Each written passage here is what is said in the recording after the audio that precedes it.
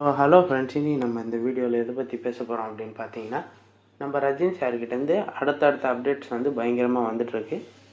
So அதை பற்றி தான் இந்த வீடியோவில் நம்ம பேச போகிறோம். ஸோ இப்போ தான் நம்ம சேனலை புதுசாக பார்க்குறீங்க அப்படின்னா மறக்காமல் சப்ஸ்கிரைப் பண்ணிக்கோங்க. அண்ட் தயவுசெய்து மறக்காமல் வீடியோவை கடைசி வரைக்கும் பாருங்கள். சரி, வாங்க வீடியோக்குள்ளே போகலாம்.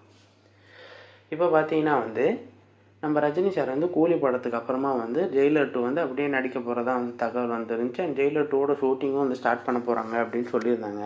பட் இப்போ பார்த்தீங்கன்னா நம்ம ஜெயிலர் 2 வந்து ஒரு 15 நாள் தான் எடுக்க போகிறாங்க.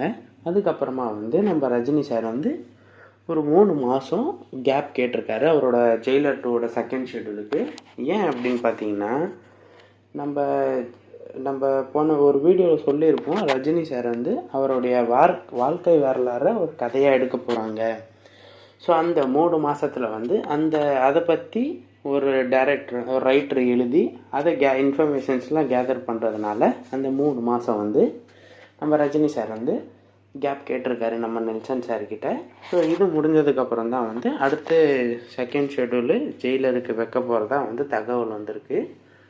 ஸோ அது மட்டும் இல்லாமல் நம்ம ரஜினி சார் வந்து ஜெயிலர் 2க்கு அடுத்து நம்ம அட்லி சாரோட ஒரு படம் பண்ண போகிறதா வந்து பேச்சு போயிட்டுருக்கு. ஸோ அதை வந்து நெக்ஸ்ட் வீடியோவில் சொல்கிறேன்.